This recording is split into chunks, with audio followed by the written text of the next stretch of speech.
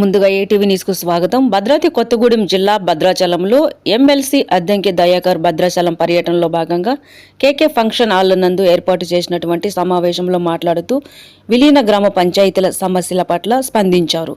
తెలంగాణ విభజన సందర్భంగా ఆంధ్రాలో కలిపిన 5 గ్రామ పంచాయతీలను తెలంగాణలో కలపాలని గత 10 సంవత్సరాలుగా ఎటపాక, కన్నయ్యగూడెం, పిచ్చుకులపాడు, గుండాల, పురుషోత్తంపట్నం గ్రామ పంచాయతీల ప్రజలు తీవ్ర నష్టాలకు గురవుతున్నారని, విలీన గ్రామ పంచాయతీల ప్రజలు సమస్యలు తెలంగాణ ప్రభుత్వ దృష్టికి తీసుకెళ్లి ఏపీ సీఎం చంద్రబాబు నాయుడుతో మాట్లాడించి సమస్య పరిష్కారానికి ప్రయత్నం చేస్తానని అన్నారు. బిల్లులో ఆ రోజు జేఏసీగా మేము ఉండడం వల్ల చంద్రబాబు గారు మేమంతా కలిసి కాంగ్రెస్ ప్రభుత్వానికి ఆ రోజు ఈ గ్రామాల పరిస్థితి ఏంటన్నప్పుడు ఇవ్వడానికి 123 గ్రామాలను గుర్తించాం. సరే, బీజేపీ అధికారంలోకి వచ్చింది.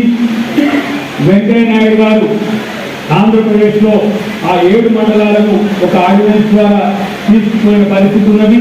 కానీ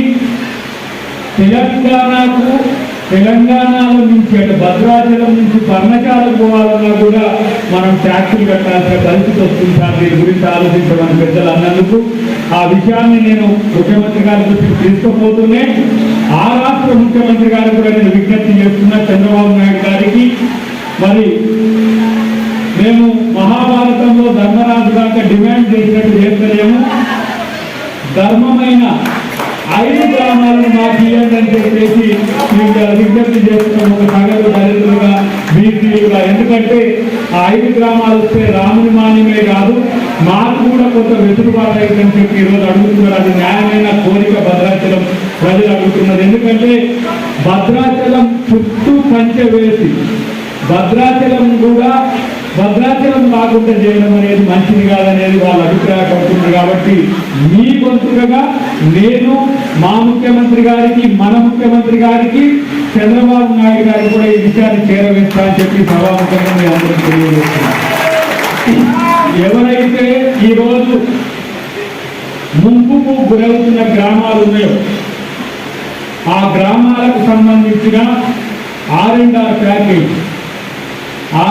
ప్యాకేజీ శాశ్వత పరిష్కారం దిశగా ఇవాళ తెలంగాణ ప్రభుత్వం చేసేందుకు మీతో పాటు కలిసి నేను ముఖ్యమంత్రి గారికి, సంబంధిత శాఖ మంత్రులకు నేను దాన్ని నివేదిస్తానని చెప్పి మీ ద్వారా నేను ఈరోజు మా ప్రభుత్వ పెద్దలకు తెలియజేస్తున్నాను. ఎందుకంటే ఇది ప్రజా సమస్యలు. ఈరోజు అద్దంకి దయాకర్ లాంటి ఒక సామాన్యుడు ఎమ్మెల్సీ అయిందంటే ఏం చేయాలి అని నేను ఆలోచిస్తుంటే ప్రజలకు వస్తుంటే తెలుస్తున్నది. ఇప్పుడు నేను మా ఆవిడ కలిసి ఒకటే నిర్ణయించుకున్నాం, మా జీవితం పేదల కోసం అంకితం. మా జీవితం పేదల కోసం అంకితమని ఎందుకు చెప్తున్నా అంటే మేము చదువుకుంటున్నా కొద్ది సమాజం అర్థమవుతున్నది. నేను ఎంసీఏ చేసి అమెరికాకు పోవచ్చు. ఏంటి అమెరికాకు పోయి నా బిడ్డ పోయి 3 సంవత్సరాలు నాకు వస్తే డాడీ అంటున్నది. మరి ఎంతం చేస్తే అకౌంటెంట్ కావాలి. ఎందుకు కావాలి? అకౌంటెంట్ అయితే లెక్కలు నేను ఎవరికి తీయాలి, ఏ లెక్కలు తీర్చాలి. ఇప్పుడు పిహెచ్డీ చేసుకుంటే డాక్టరేట్ అయితే చదువు చెప్పాలి. కానీ సమాజానికి చదువు చెప్పిన పూలే, సావిత్రిగా పూలే ఆలోచన విధానాన్ని తీసుకోండి. అందరం వాళ్ళలాగా కాదు. ఇంతకుముందు పెద్దలు చెప్పినట్టుగా అంబేద్కర్తో, పూలేతో పోల్చుకునేంత జీవితాలు కావు, వాళ్ళను అనుసరిస్తే కాదు. మరొకటి కూడా